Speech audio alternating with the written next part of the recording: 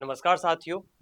पिछली क्लास में हमने देखा कि कैसे जयप्रकाश नारायण उनका बचपन के बाद उनकी शिक्षा दीक्षा और उसके बाद कैसे उनका विचारधारात्मक विकास होता है। और तत्पश्चात हमने जाना कि उनकी अलग अलग कौन सी रचनाएं हैं, अलग अलग कौन सी पत्रिकाएं हैं और अलग अलग कौन सी उनकी कृतियां हैं, जिस वजह से उनके विचार हमें जानने को मिलते हैं। वाई सोशलिज्म टूवर्ड्स स्ट्रगल, ये सब उनकी बहुत ही अल्टीमेट रचनाएं हैं, बहुत ही अलग उत्कृष्ट लेवल की रचनाएं हैं। और एक सबसे महत्वपूर्ण जो उन्होंने जेल में लिखी है किताब, वो उसका नाम है प्रिजन डायरी, जिसके अंतर्गत उन्होंने अपने जेल के जो अनुभव है उसको साझा किया है। और खास तौर पे कैसे वो एक जो अंतिम जीवन के पड़ाव में रहते हैं, कैसे उनकी विचारधारात्मक व्यवस्था जो है बदलती है, तो उसको लेकर के उन्होंने अलग अलग किताबों में समझाया है। चलिए, हमारे जो जयप्रकाश नारायण के अलग अलग डिस्कशंस थे वो यहाँ पे हमने कंप्लीट कर लिए हैं। कौन सी बातें हमारी उन पे जो है रह गई हैं, कौन सी बातें हमें आगे करना है, उनको हम यहाँ पे थोड़ा सा डिस्कस करेंगे। तो शुरू करते हैं हमारा ये डिस्कशन आगे। चलिए,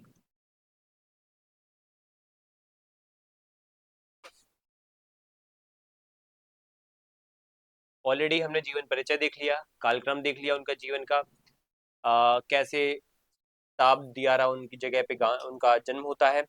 उसके बाद जीवन के इस पड़ाव में वो कैसे अमेरिका गए, भारत लौटे, कांग्रेस सोशलिस्ट पार्टी बनाई 1934 में, 1942 में हजारीबाग जेल में क्योंकि भारत छोड़ो आंदोलन में पार्टिसिपेट किया था, 1954 में राजनीति संन्यास लिया, जीवन दान, चरबोदय जैसी चीजें शुरू की, 1974 में संपूर्ण क्रांति का नारा दिया, 1975 में आपातकाल में जेल गए, 1977 में पहली गैर कांग्रेस सरकार यानी जनता पार्टी की सरकार बनवाई, मोरारजी देसाई पीएम बने, और 1979 में उनका निधन हो गया। 1999 में उनको भारत रत्न की प्राप्ति भी हुई। ठीक है, तो ये हमने देख लिया उनके नाम। लोक न्यायक, जेपी बाउल, किंग मेकर और समाजवाद के पुरोधा और क्रांतिकारी संत भी जाने जाते हैं। ठीक है, इनकी किताबों को एक बार और हम देखेंगे, जरूरी है क्योंकि बार बार प्रश्न यहाँ से पूछे जाते हैं, तो हमें पता होना चाहिए। किताब जैसे वाई सोशलिज्म है, 1936 में लिखी है, उनकी सबसे प्रसिद्ध कृति है। समाजवाद के प्रति उनका रुझान था इसमें। टुवर्ड स्ट्रगल में हम देखते हैं कि कैसे जो संघर्ष है, ठीक है, स्वतंत्रता संग्राम को लेकर के यूसुफ मेहरली ने उनके संघर्ष को एकीकृत किया है। और माई पिक्चर ऑफ सोशलिज्म, समाज भारतीय संदर्भ में समाजवाद को इन्होंने कन्वर्ट करने के उसको प्रस्तुत किया है। Plea for reconstruction of Indian polity, Indian polity में रिकंस्ट्रक्शन की बात की है। इसी में उन्होंने विकेंद्रीकरण मॉडल और पार्टीलेस डेमोक्रेसी, दल विहीन लोकतंत्र की बात भी की है। फिर उसके बाद for socialism to Sarvodaya, socialism from socialism to Sarvodaya की बात उन्होंने की है। राजनीति छोड़ी और सर्वोदय विनोबा भावे का मार्ग अपनाया था। ठीक है, फ्रॉम सोशलिज्म टू सर्वोदय जैसी कृतियां उन्होंने लिखी हैं। इस प्रकार से आपको इनको याद रखना है। चलिए, इसके बाद आगे बढ़ते हैं। और क्या रहा है उनके जीवन में। प्रेजेंट डायरी, जिसमें पुस्तक उन्होंने आपातकाल के दौरान चंडीगढ़ जेल में लिखी थी, लोकतंत्र की हत्या का दर्द उनको झलकता है, अनुभव उसमें बताया है। टुवर्ड्स टोटल रिवोल्यूशन के अंतर्गत उन्होंने संपूर्ण क्रांति का विचार विस्तार से बताया है। तो ये महत्वपूर्ण हमने पढ़ लिए हैं। और Sarvodaya, social order, basic problems of India और कम्युनिटेरियन सोसाइटी एंड पंचायती राज को इन्होंने अलग से मैगजीन्स के माध्यम से बताया है। कांग्रेस सोशलिस्ट मैगजीन, जनता संघर्ष, ये मैगजीन उनकी याद रखना है। एवरी मैन, जिसमें उन्होंने 74वें बिहार आंदोलन, संपूर्ण क्रांति के दौरान जो अलग अलग उद्देश्य थे उससे लोगों को वाकिफ कराने के लिए एवरी मैन नाम की पत्रिका का संपादन किया। जवानी, प्रौढ़ावस्था, बुढ़ापा, ये सब उनकी रचनाएं हैं, इसको हमने देखा। आज हमें पढ़ना है उनकी राजनीतिक विचारों को। क्या है राजनीतिक विचार, क्या है उनकी राजनीतिक सोच, समझेंगे इस वीडियो में, समझेंगे इस डिस्कशन में। सबसे पहले हम यहाँ पे देखेंगे कि आखिर राजनीतिक विज्ञान के दृष्टिकोण में राजनीतिक जो सिद्धांत थे उनके, वो मुख्य रूप से कितने स्तंभों में बटे हुए हैं। तो 6 स्तंभों में उनके राजनीतिक सिद्धांत बटे हुए हैं। सबसे पहला सिद्धांत हमारा माना जाएगा संपूर्ण क्रांति का सिद्धांत। ठीक है, 6 सिद्धांतों में सबसे पहला सिद्धांत माना जाएगा यहाँ पे संपूर्ण क्रांति का सिद्धांत, जिसमें उन्होंने बहुत ही व्यवस्थित ढंग से ये समझाया है। ठीक है, बहुत ही व्यवस्थित ढंग से ये समझाया है कि क्या होता है ये संपूर्ण क्रांति। ठीक है, तो संपूर्ण क्रांति के अंतर्गत हम यहाँ पे याद रखेंगे उनका,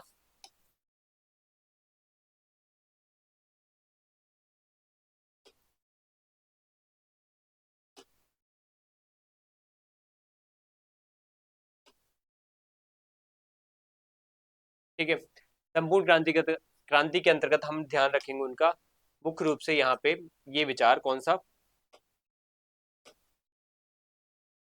एक मिनट। ठीक है,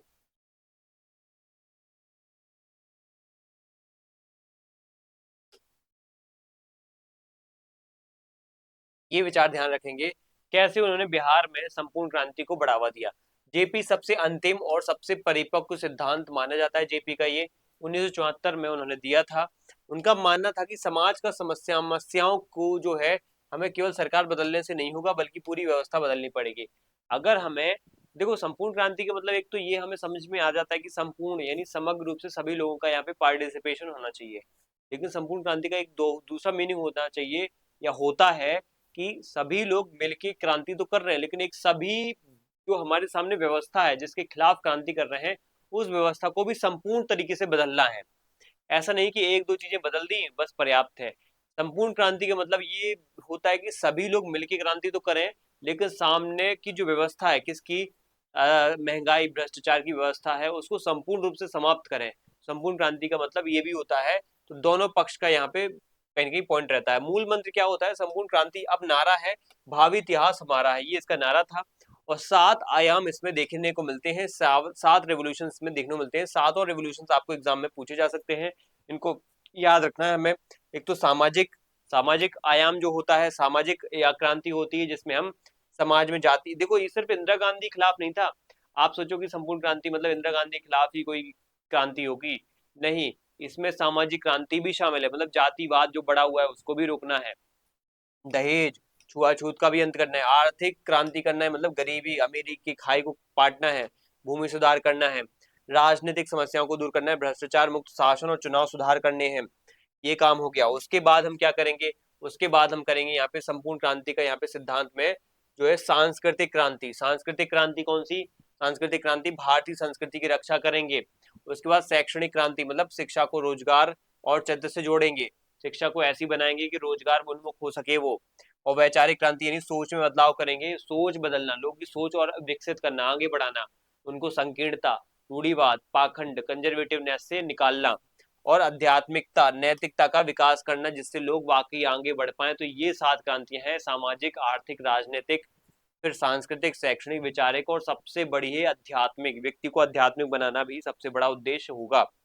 इसके बाद दूसरा उनका सबसे बड़ा स्तंभ है राजनीतिक विचारों का, वो है दल विहीन लोकतंत्र, पार्टीलेस डेमोक्रेसी। पार्टीलेस डेमोक्रेसी क्या है ऑलरेडी आप लोग जानते हैं, आपको बिल्कुल रटा होना चाहिए। संसदीय लोकतंत्र जो भारत में है उसके कटु आलोचक है, उनका मानना था कि राजनीतिक दल यानी पॉलिटिकल पार्टीज लोकतंत्र की जड़ें खोखली कर रहे हैं, लोकतंत्र की जो जड़ें हैं उनको और खोखला कर रहे हैं। इसलिए जरूरत इस बात की है कि हमें क्या करना चाहिए, हमें ये करना चाहिए कि लोकतंत्र को हमें क्या करना चाहिए, मजबूत बनाना चाहिए। तो पार्टियों को यहाँ पे अपनी भूमिका पीछे हटा करके जनता को आने देना चाहिए। तो लोकतंत्र में राजनीतिक दलों का कोई भूमिका नहीं होनी चाहिए। लोकतंत्र में ये जो पार्टियां ये पीछे जाकर के उम्मीदवारी अपनी जो है धीरे धीरे खत्म करें और योग्यता पर खड़े हों, अपनी योग्यता देखें, और जनता में जनता जो लोग हैं और जो नॉर्मल कॉमन पीपल हैं लोग आगे बढ़े, पार्टियां आगे ना बढ़े। पार्टियां तो लोकतंत्र को और कमजोर करेंगी क्योंकि स्वार्थ पूर्ति करती हैं, लेकिन लोगों को आगे बढ़ करके अपना पार्टिसिपेशन दिखाना चाहिए। पार्टियां सत्ता के लिए जनता को आपस में लड़ाती हैं, धर्म के नाम पे, जाति के नाम पे, और पैसे का खेल दिखा करके करप्शन करती हैं, और पैसे को जनता को पैसे का लालच दे करके उनका वोट खरीदती हैं। बाद में जब सरकार में बैठती है तो वो पूरा पूरा पैसा भी वसूल करती हैं वो पार्टियां। फिर स्रोत ये है, यहाँ पे विचार उन्होंने एम एन रॉय जैसे विचारक से लिया था, प्रभावित होकर के अपनाया था। याद रखना एम एन रॉय ने ये विचार पहले ही दे दिया है, ठीक है। तो ये दल विहीन लोकतंत्र हमारा यहाँ पे हो जाता है। तीसरा स्तंभ उनके जो राजनीतिक विचार है उनका तीसरा स्तंभ है चौखंबा या कम्युनिटेरियन डेमोक्रेसी। चौखंबा राज्य क्या है, अब चौखंबा राज्य आप राम मनोहर लोहिया से भी जोड़ सकते हो, बट यहाँ पे चौखंबा राज्य मुख्य रूप से हमें राम मनोहर लोहिया का याद रखना है, लेकिन मुख्य रूप से यहाँ पे इनका भी हम याद रख सकते हैं। लेकिन इसमें हमें संसदीय लोकतंत्र के विकल्प के रूप में उन्होंने एक नया मॉडल दिया था कि संसदीय लोकतंत्र की बजाय हमें एक चौखंबा राज्य अपनाना चाहिए। इसको उन्होंने a plea for reconstruction of Indian polity 1959 में इस किताब में दिया, जिस किताब में उन्होंने दल विहीन लोकतंत्र की बात की है, विकेंद्रीकरण की बात की है। तो वो विकेंद्रीकरण कैसा होगा, वो विकेंद्रीकरण की बात जो इस किताब में की है वो कैसा होगा, वो होगा यहाँ पे पिरामिड जैसा नहीं होगा, ठीक है, पिरामिड जैसा नहीं, बल्कि समुद्र की लहरों जैसा। जैसे समुद्र की लहरें यहाँ से ऐसे दूर जाती है ना, कुछ ऐसे कंकड़ पत्थर फेंकने पर पानी में दूर जाती हैं, वैसे ही यहाँ पे समुद्र की लहरें होना चाहिए। ओशनिक सर्कल्स हैं ये, इस तरीके से होना चाहिए। यहाँ पे आधार स्तर होना चाहिए, ग्राम, बीच में क्या है ग्राम है, सबसे शक्तिशाली होगा। पंचायत समिति क्षेत्रीय स्तर पे होगा, जिला समिति जिला परिषद होगा जिला स्तर पे, प्रांतीय राष्ट्र या राष्ट्रीय सभा होगी जो सबसे ऊपर होगी, सबसे कम शक्ति इसके पास होगी। तो सबसे ज्यादा शक्ति, सबसे ज्यादा जो है बीच में, सबसे ज्यादा जो केंद्र में है उसके पास सबसे ज्यादा, और जो बाहर है वो सबसे कम शक्तिशाली होगा, सबसे कम शक्तिशाली होगा। और ये कौन है? ये राष्ट्र स्तर पे है समिति, और ये ग्राम स्तर पे समिति है। ठीक है, तो ग्राम स्तर की समिति सबसे ताकतवर होगी और राष्ट्र स्तर पे समिति जो है सबसे कम ताकतवर होगी। विशेषता ये है कि सांसद और विधायक सीधे जनता द्वारा नहीं चुने जाने चाहिए, बल्कि निचली समितियों द्वारा चुने जाने चाहिए। ग्राम स्तर पे हम फैसला, लोग फैसला करेंगे कि उनका प्रतिनिधि कौन होगा, और वो पार्टी से जुड़ा नहीं होगा, कोई भी हो सकता है। मैं भी नॉर्मल व्यक्ति भी खड़ा हो जाऊं, उनको अच्छे से कन्विंस कर लूं, तो वो मैं भी यहाँ पे क्या बन सकता हूँ, यहाँ पे एक पीपल्स कमेटी का यहाँ पे प्रतिनिधि, उनका प्रतिनिधि बन सकता हूँ। तो एक प्रकार से ये अप्रत्यक्ष चुनाव के माध्यम से चुने जाने चाहिए, लेकिन यहाँ पे प्रतिनिधि जनता के ही होने चाहिए वो। फिर चौथा स्तंभ है यहाँ पे राजनीति विज्ञान का, यहाँ पे कौन सा? सर्वोदय का सिद्धांत, थ्योरी ऑफ सर्वोदय। ठीक है, अब थ्योरी ऑफ सर्वोदय में क्या कहते हैं? 1954 में जेपी पूरी तरीके से गांधीवादी तो हो गए थे। जेपी जो है 1934-54 में जेपी पूरी तरीके से गांधीवादी तो हो गए थे। आप जानते हो सर्वोदय के विचार गांधी जी का ही विचार है। गांधी जी सभी के उदय की बात करते हैं, सभी के जो जो पिछड़े वंचित कमजोर वर्ग है, शोषित वर्ग है, उसको भी आगे लेकर के आने का उन्होंने वादा किया था, बात की थी। तो यही जो है ये जेपी भी इसी प्रकार की बातें करते हैं। और अर्थ यहाँ पे ये है कि सर्व प्लस उदय, यानी सबका कल्याण होना ही सर्वोदय होता है। सिद्धांत क्या है? पश्चिमी लोकतंत्र अधिकतम लोगों का सुख होता है, मेजोरिटी रूल देखता है। सर्वोदय अंतिम व्यक्ति की चिंता करता है। देखो, पश्चिमी लोकतंत्र सबके सुख की बात करता है, मेजोरिटी प्लेजर या मेजोरिटी यूटिलिटेरियनिज्म की तरफ जाता है। लेकिन यहाँ पे सर्वोदय क्या करता है? सबके उदय की बात करता है, सबके सुख की बात नहीं। सुख तो मटेरियलिस्टिक भी हो सकता है, बुरा भी हो सकता है, और कोई सुख किसी के लिए बुरा भी हो सकता है, कोई सुख किसी के लिए अच्छा भी हो सकता है। लेकिन अल्टीमेटली अंतिम व्यक्ति का उदय करो, हर एक व्यक्ति का उदय करो, कोई भी सिंगल व्यक्ति नाखुश या दुखी ना रहे, और यहाँ पे सबका सुख यहाँ पे क्या है? सुनिश्चित हो। तो यहाँ पे हम कहेंगे ये है सर्वोदय, ये है अंत्योदय की चिंता करना। इसमें साधन क्या होगा? इसके लिए उन्होंने क्या बोला है कि राज्य की शक्ति का नहीं, हक शक्ति का नहीं है, बल्कि भूदान, जमीन दान, ठीक है, और ग्राम दान की व्यवस्था, और जैसे अहिंसक तरीकों का उन्होंने समर्थन किया। उन्होंने ये बोला कि हमें सर्वोदय लाना है तो किसी का संसाधन छीनेंगे क्या? अगर समानता लाना है तो किसी के संसाधन, किसी का हक नहीं छीनेंगे, उनसे विनती करेंगे, उनसे प्रार्थना करेंगे कि भाई आप हमें ये जो है जमीन दान दो, हम ये किसानों गरीबों में बांटना चाहते हैं, आपके पास कोई एक्स्ट्रा है, ऐसा है तो आप यहाँ पे दान कर सकते हो, भूदान ग्राम दान कर सकते हो, जिसको उन्होंने आगे जाकर के ही क्या कहा है? जीवन दान कहा है, क्योंकि ये किसी के लिए जीवन दान भी हो सकता है। ठीक है, तो आप ऐसे इनको याद कर सकते हो, जीवन दान, भूदान को जीवन दान प्रतिपादित किया उन्होंने। इसके बाद आता है पांचवा सिद्धांत, ये पांचवा स्तंभ है लोक नीति बनाम राजनीति। लोक नीति वर्सेस राजनीति। जेपी ने राजनीति को दो भागों में बांटा है, राजनीति को दो भागों में बांटा है।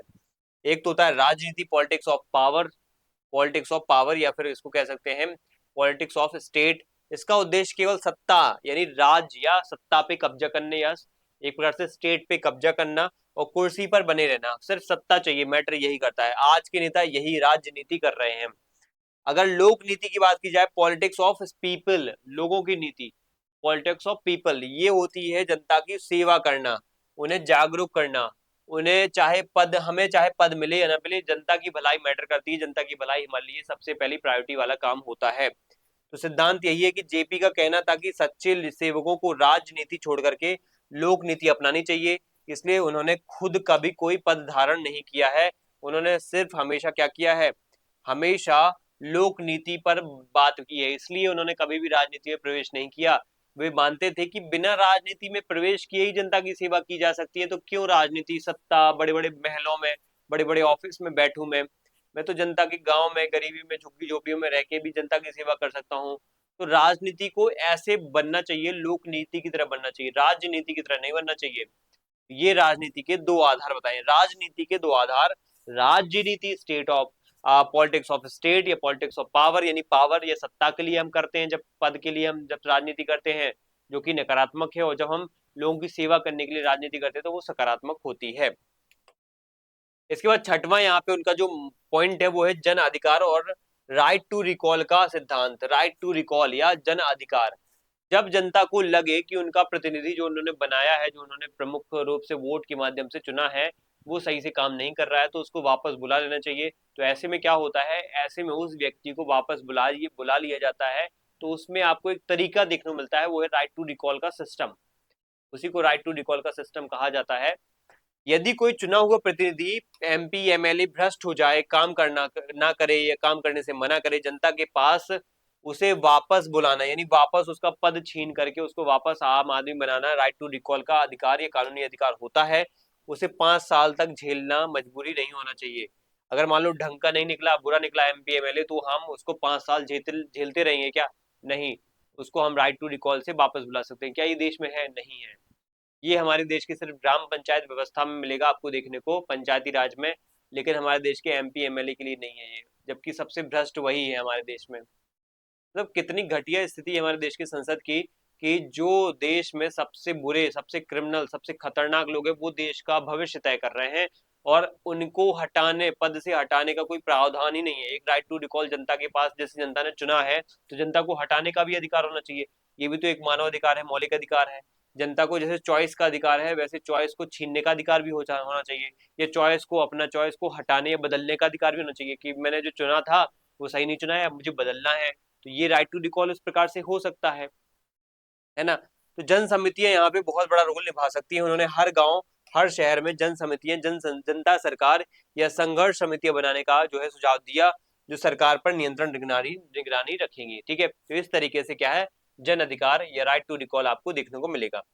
इसके बाद अब सारांश तालिका आती है आपके सामने, जिससे हमने जो जो अभी सिद्धांत पढ़े हैं 6 के 6, उनको रिकॉल करो। अब आप फटाफट रिकॉल करेंगे कौन कौन से सिद्धांत है यहाँ पे। तो पहला सिद्धांत है संपूर्ण क्रांति का सिद्धांत, जो हम जानते हैं संपूर्ण क्रांति के माध्यम से जीवन के हर क्षेत्र, यानी 7 आयाम, चाहे आर्थिक हो, राजनीतिक हो, सामाजिक हो, सांस्कृतिक हो, और फिर ये शैक्षणिक हो, फिर आध्यात्मिक हो, ऐसे अलग अलग आयामों को लेकर के उन्होंने बोला है कि हमें सबका विकास करना है, हमें कोई भी कुरीति को यहाँ पे नहीं रहने देना है। ठीक है, तो ये बातें उन्होंने क्रांति की बोली थी। फिर उन्होंने दल विहीन लोकतंत्र की बात बोली थी। Plea for reconstruction of Indian polity के अंतर्गत दल विहीन लोकतंत्र की बात करते हैं, और कहते हैं पार्टियों के चुनाव ताकि द्वेष न फैले। बिना पार्टी के चुनाव होना चाहिए, द्वेष फैलता है, मतलब बिना पार्टियों से द्वेष फैलता है, बिना पार्टी के चुनाव होगा तो द्वेष नहीं फैलेगा। फिर तीसरा है यहाँ पे सामुदायिक लोकतंत्र। सामुदायिक लोकतंत्र क्या है? सत्ता दिल्ली से नहीं, गांव ग्राम सभा से चलना चाहिए। बड़े बड़े ऑफिस एसी के कमरों में बढ़िया कूलर पंखे की हवा में बैठ करके ऑफिसर्स तय करते हैं क्या होना चाहिए क्या नहीं होना चाहिए। सही बात है क्या? नहीं, ये टॉप टू बॉटम अप्रोच बिल्कुल भी सही नहीं है, घटिया है, इसको खत्म करना चाहिए। इसलिए आप लोगों को याद रखना है सामुदायिक लोकतंत्र होना चाहिए, जिसमें नीचे ग्राम, नीचे स्तर पे लोगों को क्या चाहिए वो बताएंगे, और फिर वो जो बताएंगे वो ऊपर से फिर निर्धारित होकर के उनको मिलेगा। ठीक है, फिर 5वें नंबर का है सर्वोदय, जिसमें सबके अंतिम लोगों के उदय की बात की गई, अधिकतम लोगों के अधिकतम सुख की बात जो पश्चिमी लोकतंत्र में है, वो भारतीय लोकतंत्र में नहीं है। भारतीय लोकतंत्र सर्वोदय की बात, अंत्योदय की बात करता है, सबके उदय, अंत के उदय की बात, अंतिम पादन में खड़े व्यक्ति के उदय की बात करता है। फिर आता है छठवां, पांच, ये तीसरा, ये चौथा, ये 5वें नंबर का आता है। ठीक है, 5वें नंबर का कौन सा है? ये चौथा हो गया, और ये 5वां हो गया लोकनीति। लोकनीति में क्या है? जनता, सत्ता का त्याग करो, जनता की सेवा करो। हमें जो है पॉलिटिक्स ऑफ पावर को त्याग करके पॉलिटिक्स ऑफ पीपल करना चाहिए। मतलब जनता की सेवा के लिए पॉलिटिक्स करो, जनता की सेवा के लिए, जनता पर शासन करने के लिए, जनता पर सत्ता स्थापित करने के लिए राजनीति नहीं करना चाहिए। ये बात इन्होंने इसके माध्यम से बोली है। अब निष्कर्ष ये निकलता है कि जेपी के सिद्धांत बताते हैं कि असली लोकतंत्र संसद में नहीं बल्कि जनशक्ति में है, और जनता अगर चाहेगी तो कुछ भी कर सकती है। वे चाहते थे कि जनता केवल वोट देने वाली मशीन ना बने, बल्कि सत्ता में बराबर की भागीदार बने। तो ये व्यवस्था होना चाहिए। क्योंकि उस जमाने में किसका कब दबदबा था? उस जमाने में दबदबा किसका था? उस जमाने में दबदबा था मुख्य रूप से किसका? कांग्रेस का। कांग्रेस इतनी हावी थी कि कांग्रेस हर फैसले खुद करती थी। कांग्रेस, इसी को रजनी कोठारी ने एक वर्ड बुलाया कांग्रेस सिस्टम। और ठीक है, 1960, 50, 60, 70 के दशक में एक पार्टी के ही दबदबा था, चाहे केंद्र हो चाहे राज्य हो, हर जगह कांग्रेस कांग्रेस पार्टी की सरकारें मिलती थी। रजनी कोठारी जो एक बहुत बड़ी विद्वान महिला है, राजनीतिज्ञ है, उन्होंने, रजनी कोठारी ने क्या कहा है इसको? Congress system of Indian polity, भारतीय राजनीति का कांग्रेस प्रणाली है ये। और इसको चुनौती बहुत कोई मतलब कोई नहीं दे सकता है। बाद में इसी चीज को तोड़ने के लिए जयप्रकाश नारायण संपूर्ण क्रांति करते हैं, और बाद में जब संपूर्ण क्रांति असफल होती है, आपातकाल लगता है और देश में वापस से 1970 में चुनाव होता है, तो वापस से जनता पार्टी की सरकार बनवा करके दिखा देते हैं जयप्रकाश नारायण कि ये कांग्रेस प्रणाली अब ज्यादा नहीं टिकने वाली, अब इसका पतन होना शुरू हो चुका है। तो वो बात आपको याद रखना है। अब पढ़ेंगे जेपी के जयप्रकाश नारायण के सामाजिक और चिंतन और विचार उनके क्या है। तो जाति विहीन और वर्ग विहीन समाज, कास्टलेस और क्लासलेस सोसाइटी की बात करते हैं। जेपी ने सामाजिक सुधारों को लेकर के भी काम किया, ऐसा नहीं सिर्फ राजनीतिक सुधारों की बात की है। मार्क्सवाद और गांधीवाद का मिश्रण ला करके वो कहते हैं कि उन्होंने कारण मार्क्सवादी होने के कारण वो कहते हैं कि वर्ग विहीन, क्लासलेस, अमीर और गरीब का भेद नहीं होना चाहिए, सब बराबर होना चाहिए। वो समाज चाहते थे जब वो मार्क्सवादी थे, जब वो मार्क्सवादी थे तो कैसे चाहते थे समाज, वर्गहीन या वर्ग विहीन चाहते थे। बाद में जब गांधीवादी हो गए तो वो जाति विहीन समाज चाहते थे कि ऊंची जाति नीची जाति का भेद खत्म हो। और जब मार्क्सवादी थे तो वो कैसे समाज को चाहते थे कि अमीर गरीब का समाज ना हो, सब बराबर हो। इसमें सिद्धांत की बात करें तो उन्होंने कहा था कि भारत की सबसे बड़ी बीमारी क्या है, जाति प्रथा है, और तब जब तक दलित और पिछड़े जो है वर्ग को बराबरी का सम्मान नहीं मिलेगा, तब तक लोकतंत्र का कोई मतलब नहीं है। तो सिद्धांत में मतलब यही कहेंगे कि जाति प्रथा को खत्म करने के लिए उन्होंने बोला है कि यहाँ पे पिछड़े वर्ग को सम्मान, छुआछूत से मुक्ति, मतलब यहाँ पे सिर्फ आरक्षण एक तरीका नहीं है कि हम पिछड़े वर्ग का उत्थान करें, उनको सामाजिक रूप से बहुत सारी समस्याओं से देख जो है निपटने में है मदद करें, उनको छुआछूत से बचाएं, उनके साथ जो हो रहा है भेदभाव उससे उससे उनको बचाएं, तो ये जरूरी है यहाँ पे। ठीक है। फिर यज्ञोपवीत यानी जनेऊ त्याग, उन्होंने खुद जनेऊ तोड़ा और जाति के सभी चिन्हों का त्याग किया। ठीक है। उन्होंने युवाओं से अंतर जाति विवाह, इंटरकास्ट मैरिज करने की आह्वान किया। जनेऊ तोड़ा, यज्ञोपवीत जो उनके साथ संस्कार हुआ उसको मानने से मना कर दिया, और अंतर जाति विवाह को बढ़ावा दे करके बोला कि इससे जो है जातिवाद खत्म होगा। फिर सामाजिक चिंतन और विचार में हम दूसरा पढ़ेंगे सर्वोदय सामाजिक विचार, जिसको हम जानते ही ऑलरेडी। सर्वोदय मतलब सबका उदय। अब सबका उदय कैसे होगा, जब हर व्यक्ति का उदय कैसे हो सकता है, क्या सत्ता में बैठ के हो सकता है, नहीं। पॉलिटिक्स ऑफ पावर नहीं करना है, पॉलिटिक्स ऑफ पीपल करना है। पीपल मतलब लोगों की सेवा करना है, और कैसे होगी, लोगों को हम कैसे ऊपर उठा के लेके आएंगे जो अंतिम पादन पे खड़े हैं। तो हम यहाँ पे विनोबा भावे के सर्वोदय के कॉन्सेप्ट को अपना सकते हैं, यही अपनाया उन्होंने, जेपी ने भी सामाजिक आधार उसको बनाया।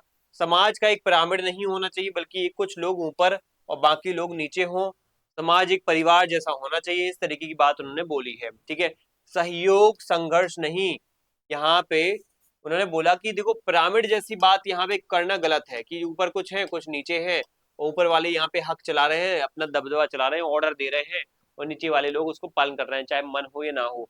ये व्यवस्था नहीं होना चाहिए, बल्कि एक परिवार जैसा होना चाहिए, तुम भी यहाँ तुम भी यहाँ तुम भी यहाँ, ऐसे सब मिलके रहे तो ज्यादा बेटर रहेगा। ठीक है। तो सहयोग होना चाहिए, संघर्ष नहीं। मार्क्स कहते हैं कि अमीरों और गरीबों में लड़ाई, क्लासलेस स्ट्रगल होनी चाहिए, और जेपी ने क्या कहा, लड़ाई नहीं, लड़ाई नहीं चाहिए, हमें संघर्ष नहीं चाहिए, खून खराबा नहीं चाहिए, हमें बल्कि हृदय परिवर्तन होना चाहिए, ये व्यवस्था चाहिए है। और फिर आता है भूदान, उन्होंने अमीरों से जमीन मांग करके गरीबों में बांटी ताकि समाज में आर्थिक और सामाजिक जो है समानता आ सके, इसी को उन्होंने भूदान कहा है। ठीक है। आई बात समझ में, अमीरों से जमीन मांग करके, छीन करके नहीं। यहाँ पे क्या लिखा है, छीनना नहीं लिखा है, छीनना नहीं है। जैसे कार्ल मार्क्स कहते हैं छीन लो अमीरों की संपत्ति, जमीन छीन लो, लेकिन ऐसा नहीं करना हमें, हमें उनसे मांगना है, अगर दे देंगे तो वो दे देंगे, ठीक है, नहीं देंगे तो ठीक है। फिर आता है संपूर्ण क्रांति का सामाजिक पक्ष। संपूर्ण क्रांति में हम जानते हैं 7 आयाम है, और 7 आयाम में एक सामाजिक आयाम भी है। उसमें सामाजिक आयाम में दहेज प्रथा का विरोध, महिलाओं का सम्मान, हरिजन उत्थान, ये सब बातें लिखी हुई हैं, तो आप लोगों को ये सब पता है ऑलरेडी। उसके बाद शिक्षा और समाज को लेकर के उनके क्या विचार थे, शिक्षा और समाज में डिग्री बनाम ज्ञान। तो उन्होंने कहा था कि अंग्रेजों द्वारा बनाई गई शिक्षा केवल नौकर बनाती है, और मौलाना अबुल कलाम का जो स्टेटमेंट है कि अंग्रेजी शिक्षा गुलामी है या गुलामी करने जैसा है, तो इसलिए उन्होंने पटना कॉलेज में अपनी अधूरी डिग्री छोड़ करके कॉलेज ही छोड़ दिया, त्याग दिया। तो ये बात भी आपको पता होना चाहिए, इसलिए डिग्री को इंपॉर्टेंस ना दे करके ज्ञान को इंपॉर्टेंस देते थे कि ज्ञान मैटर करता है, डिग्री मैटर नहीं करती, इसलिए तुम लोग भी ज्ञान लेने पे फोकस करो। ज्ञान का आजकल बहुत वैल्यू है लिटरली, डिग्री बाद में देख रहे हैं वो लोग, स्किल्स पहले देखते हैं, ज्ञान पहले देखते हैं। नई तालीम, ऐसी शिक्षा दो या ऐसी शिक्षा चाहते थे जो युवाओं को सामाजिक जिम्मेदारी सिखाए, यहाँ पे सामाजिक रूप से यहाँ पे विकसित हो, ना कि सामाजिक रूप से रूढ़िवादी अंधविश्वासी हो जाए। किताबों में ना उलझे रहें बल्कि गांव में जाकर के सफाई करें, सड़कें बनाएं और गरीबों को यहाँ पे पढ़ाएं। तो छात्रों को जो बड़े बड़े शहरों में बड़ी बड़ी यूनिवर्सिटी में पढ़ाई करते हैं तो उनको एक नैतिक जिम्मेदारी निभाना चाहिए समाज के प्रति, कि उनको पढ़ने लिखने का मौका मिला है या कुछ उनके पास ये सुविधाएं थी जिससे वो पढ़ पाए हैं, तो उनको ये चीज कहीं ना कहीं अब अपने आसपास के गरीब लोगों को तक भी पहुंचानी चाहिए, गांव तक पहुंचानी चाहिए, ये उनकी जिम्मेदारी है। युवा शक्ति की बात की, जेपी पहले व्यक्ति थे जिन्होंने कहा कि छात्र शक्ति ही राष्ट्र शक्ति है। पूछ सकता है ये लाइन किसकी है? छात्र शक्ति ही राष्ट्र शक्ति है, पूछा जा सकता है आपसे।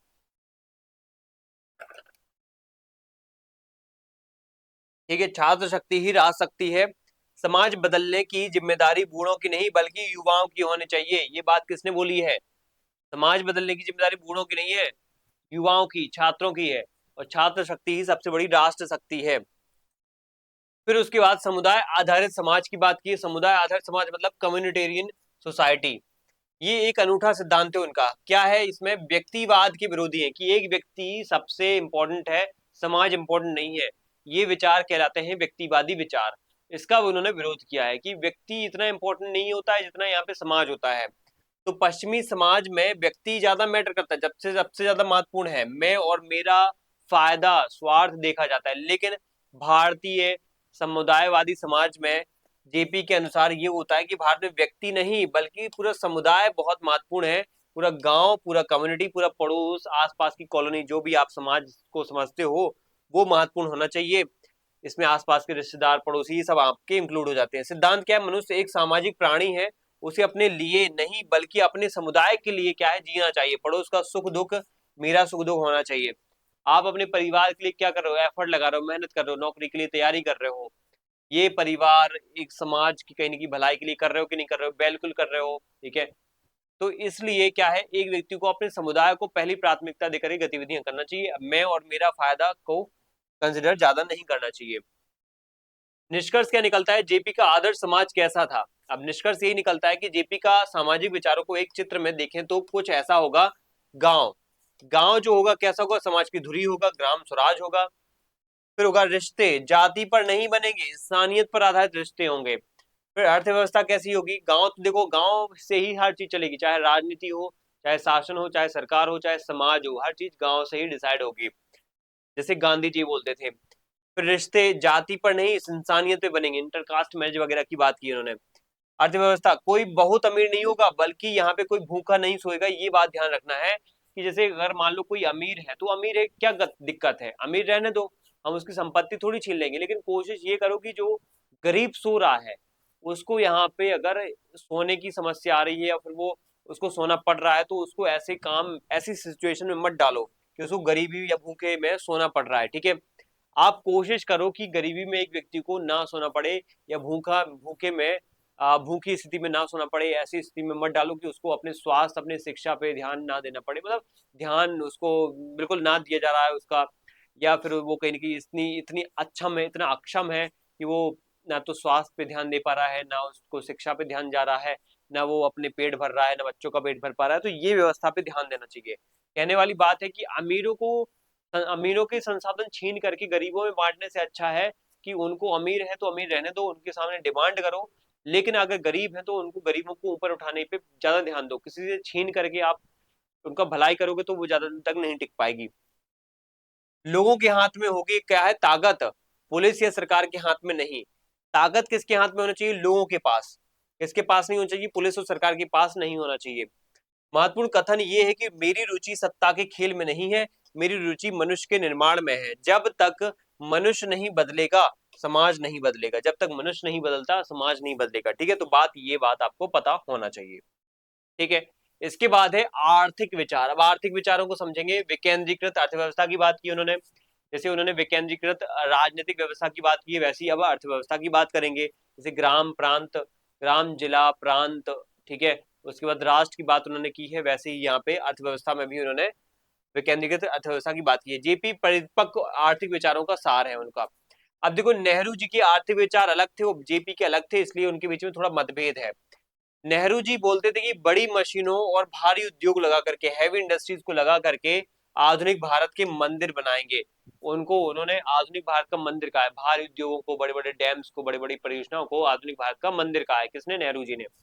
जेपी इसके विरोधी थे। जेपी कहते थे कि नहीं, गांव का विकास करो। जेपी का मानना था कि भारत के गांव में बसता है, भारत गांव में निवास करता है, अगर सारा पैसा शहरों और बड़े बड़े कारखानों में लगेगा तो गांव तो और गरीब हो जाएंगे, और गांव में विकास नहीं किया तो 70 से 90%, जो 90% जमाने में पॉपुलेशन थी गांव में, वो भी गरीब रह जाएगी। तो फिर हम गांव के विकास नहीं करेंगे तो देश का विकास कैसे होगा? तो वो गांव के, छोटे छोटे गांव का विकास करो, उस पर ध्यान दो, उस पर पैसा लगाओ। ये था यहाँ पे जयप्रकाश नारायण का विचार। सिद्धांत यहाँ होगा, अर्थव्यवस्था दिल्ली से नहीं चलेगी, दिल्ली से नियंत्रित नहीं होगी, ये हर गांव और हर क्षेत्र की अपनी आर्थिक योजना होनी चाहिए। ये बात यहाँ पे बोली थी किसने? जेपी नारायण ने। ठीक है।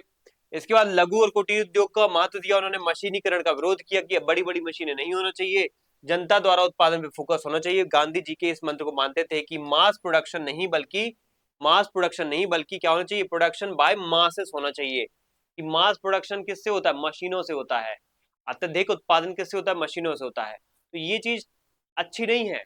मशीनों से उत्पादन ज्यादा कर लोगे लेकिन लोग तो रोजगार हो जाएंगे, बेरोजगार हो जाएंगे, रोजगार हो जाएंगे। कोशिश ये होना चाहिए कि हम क्या करें, यहाँ पे कोशिश ये करें कि प्रोडक्शन बाय मासेस, मासेस मतलब जनता से हम प्रोडक्शन करवाएं, तो वो ज्यादा बेटर है। ठीक है।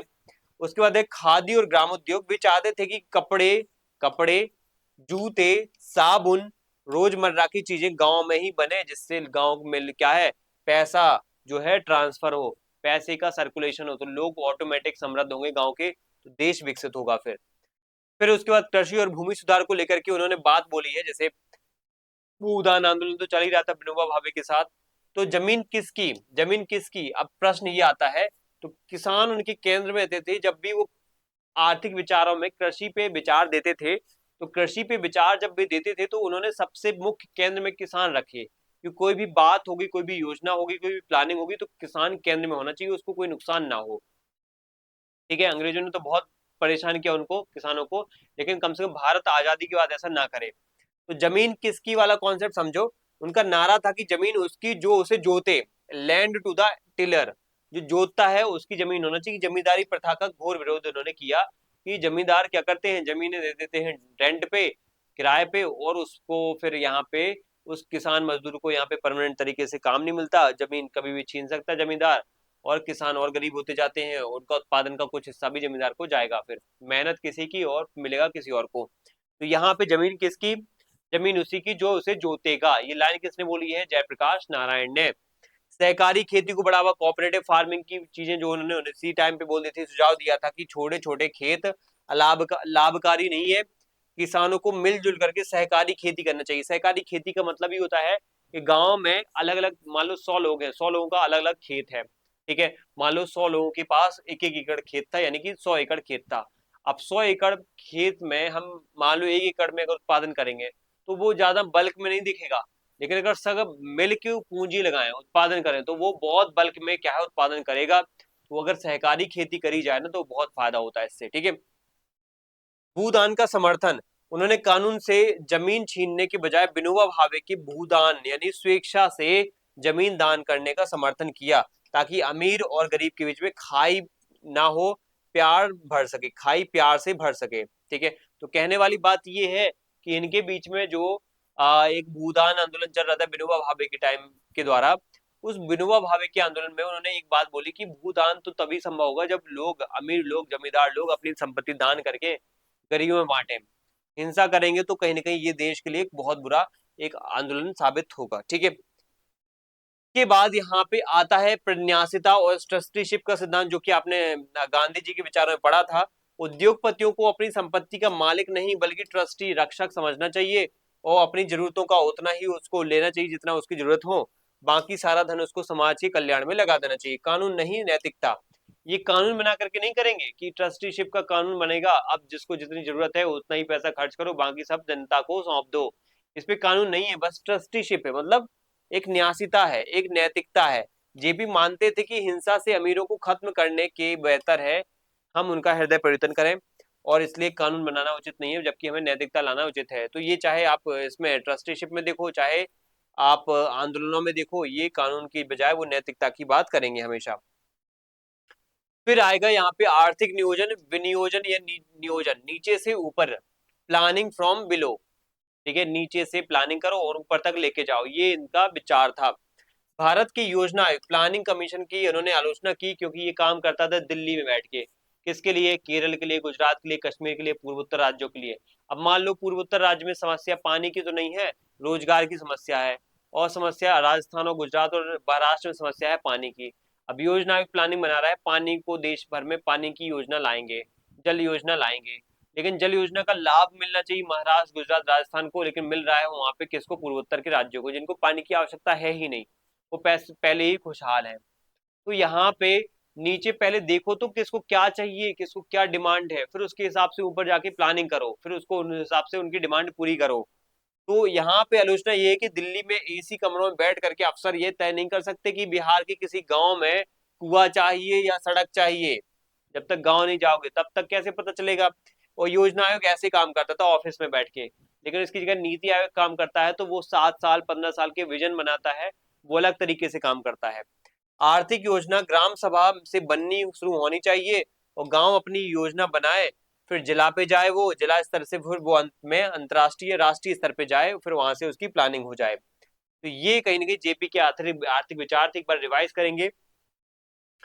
आर्थिक विचारों का विकास हुआ है, मार्क्सवादी थे, फिर समाजवादी हो गए, फिर सर्वोदयी हो गए। मार्क्सवादी थे 1930 के दशक में, समाजवादी 1940-50, और फिर उसके बाद सर्वोदयी 1954 गांधी जी के विचारों के बाद, ठीक है। अगर हम बात करें यहाँ पे गांधी जी, ये मार्क्स जयप्रकाश नारायण की मार्क्सवादी विचार में, वो राष्ट्रीयकरण को महत्व दे रहे हैं, राष्ट्रीयकरण को, हर चीज सरकार के कंट्रोल में होना चाहिए। वे चाहते थे कि सरकार सभी उद्योगों जमीनों को अपने कब्जे में ले ले, निजी संपत्ति को खत्म कर दे। काफी ज्यादा क्रांतिकारी थे इस टाइम पे, खून खराबे को महत्व देते थे। लेकिन समय के साथ वो यहाँ पे आया समाजवादी चरण, तो मिश्रित अर्थव्यवस्था की तरफ झुक गए।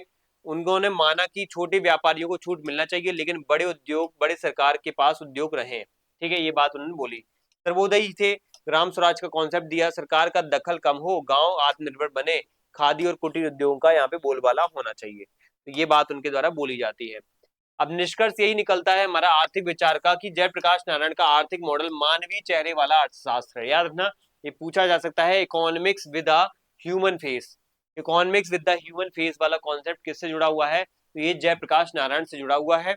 और वे ना तो अमेरिका के पूंजीवाद, जहां अमीर और अमीर होता है, के पक्ष में थे, और ना ही वो रूस के साम्यवाद, साम्यवाद मतलब जहां सरकार सब कुछ हड़प लेती है, किसी को कुछ निजी संपत्ति नहीं मिलती है, तो इसके पक्ष में है वो।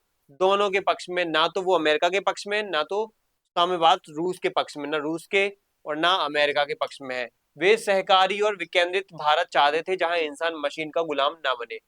सहकारी और विकेंद्रित भारत बनाने की जो पहल किसने की है? ये की है यहाँ पे भारत, ये जयप्रकाश नारायण ने, ठीक है। इसके बाद है विद्वानों और महापुरुषों के कथन, जो यहाँ पे जयप्रकाश नारायण के ऊपर बोले गए हैं, तो इनको याद करना है, आपको रट ही लेना है, क्योंकि एग्जाम में सर्वाधिक रूप से पूछे जा सकते हैं, इसलिए सुन लो ध्यान से। महात्मा गांधी का कथन क्या है? महात्मा गांधी क्या बोलेंगे? जेपी गांधी और जेपी में मतभेद थे हिंसा को लेकर के, लेकिन प्रेम बहुत था दोनों में, ठीक है। हिंसा को लेकर के थोड़े से क्या है, क्रांतिकारी गतिविधि वाले थे जयप्रकाश नारायण, क्रांति को महत्व देते थे, हिंसा को देते थे, लेकिन कहीं ना कहीं यहाँ पे गांधी जी विरोधी थे उनके। जयप्रकाश नारायण भारतीय समाजवाद के सबसे बड़े अधिकारी, अथॉरिटी हैं। अगर वे हिंसा का रास्ता छोड़ दें तो देश के सबसे बड़े नेता भी होंगे। ये किसने कहा है? जयप्रकाश नारायण को, ये गांधी जी ने कहा है। कथन 1942 के बाद, जयप्रकाश नारायण बहुत बहादुर सिपाही हैं, अंधेरे में भी रास्ता खोजने की उनकी क्षमता अद्भुत है। ये भी गांधी जी ने कहा है। किसने कहा है? गांधी जी ने कहा है, ठीक है। उसके बाद है जवाहरलाल नेहरू का कथन है यहाँ पे, कि मुझे कभी नहीं, देखो जवाहरलाल नेहरू और इनका जेपी का रिश्ता क्या था? तो नेहरू उन्हें अपना छोटा भाई और उत्तराधिकारी मानते थे, कि अगली बार मेरी जगह कौन यहाँ पे लेगा? जयप्रकाश नारायण लेंगे। तो मुझे नहीं लगता, ये कहते हैं नेहरू जी, की मुझे नहीं लगता जयप्रकाश जैसा कोई और व्यक्ति हो है जो जानता है कि दिल और दिमाग के साथ इतनी आसानी से खेल हो सकता है। मतलब कहने वाली बात है कि मुझे नहीं लगता कि जयप्रकाश जैसा कोई व्यक्ति है जो जनता के दिल से और दिमाग से इतनी आसानी से खेल सकता है, जुड़ सकता है। जुड़ सकता है मतलब ये होता है पॉइंट, खेलना मतलब उनकी भावनाओं से खेलना नहीं है, ठीक है।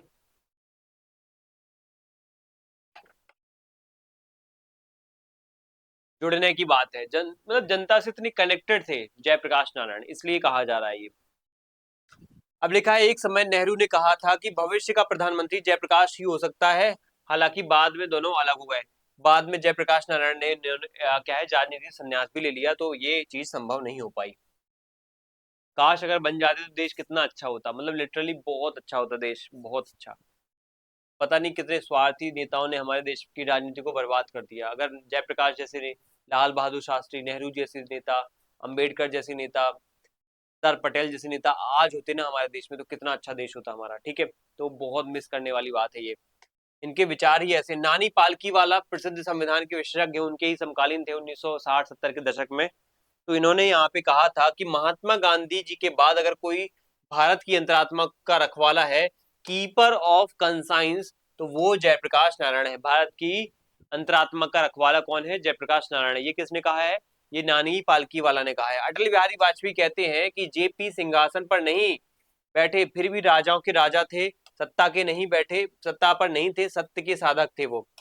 देखो, जयप्रकाश नारायण कभी भी सत्ता में, कभी भी राज्य की जो है राजनीति में नहीं आए, या फिर राजाओं के राजा, या वो सिंहासन पर नहीं बैठे फिर भी वो राजाओं के क्या थे? राजा थे।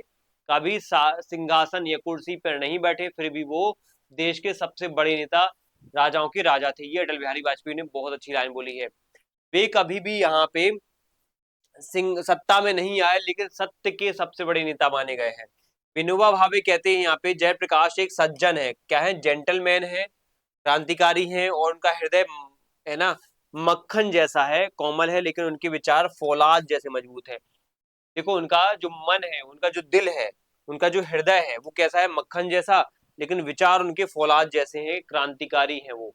ठीक है, एकदम हठी है वो। फिर उसके बाद नाम आता है ईएमएस नंबूद्रीपाद, कम्युनिस्ट नेता है ये। आलोचना यहाँ पे आती है कि चूंकि जेपी कम्युनिज्म छोड़ चुके थे, नंबूद्रीपाद ने उनकी आलोचना में कहा था कि जेपी एक ऐसे राजनीतिज्ञ हैं जो हमेशा भ्रमित हैं, कंफ्यूज रहते हैं, कभी मार्क्स हो जाते हैं, कभी गांधी, तो कभी पश्चिम की तरफ देखने लग जाते हैं। क्योंकि ईएमएस क्या है? कम्युनिस्ट हैं, मार्क्सवादी हैं।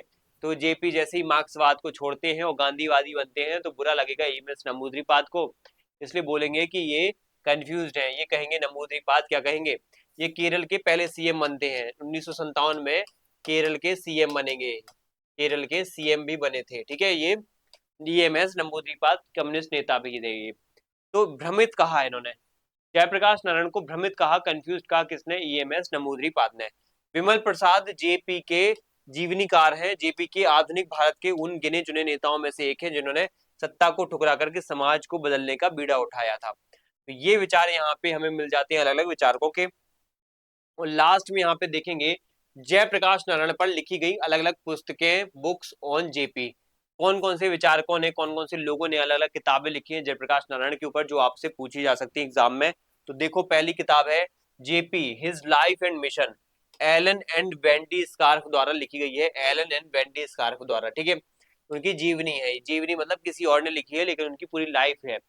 JP his life and mission, Alan and Wendy Scarfe. ठीक है, गांधीज एमिसरी, ठीक, गांधी जी के दूत, या गांधी एमिसरी यानी गांधी जी के दूत, ये विमल प्रसाद ने लिखी है। किसने? विमल प्रसाद ने। फिर Jayaprakash Narayan quest and legacy, ये भी विमल प्रसाद ने लिखी है। फिर लोक नायक जयप्रकाश नारायण, ये हिंदी में लक्ष्मी नारायण लाल ने लिखी है। ठीक है, तो जयप्रकाश नारायण में जो नारायण है ना, वो भी लक्ष्मी नारायण से नारायण मिलता जुलता है। तो आप लोग याद ना, लोक नायक वाला जो एक टर्म यहाँ पे स्टार्ट में दे रखा है, इसी को लक्ष्मी नारायण ने लिखा है। ठीक है, तो ये हमारा यहाँ पे डिस्कशन हो जाता है। ओवरऑल हमने राजनीति में एक महत्वपूर्ण भारतीय राजनीतिक विचारक जो है ये खत्म कर दिए हैं। वो है भारतीय महत्वपूर्ण विचारक, महान विचारक, वो है जयप्रकाश नारायण, लोक नायक, आधुनिक गांधी, राजनीतिक संत। ठीक है, ये इनके अलग अलग नाम है। बाउल उनको बचपन में कहा जाता है। तो ये इनके बारे में जीवन का जो काल है वो हमने देखा। उसके बाद उनकी रचनाएं, प्रभाव, और सबसे महत्वपूर्ण उनके राजनीतिक, आर्थिक, सामाजिक सिद्धांतों को भी समझा। तो ये हमारा डिस्कशन यहाँ पे कंप्लीट होता है। अपना बहुत बहुत ख्याल रखिएगा। मिलते हैं नेक्स्ट सेशन में। थैंक यू सभी को एंड जय हिंद।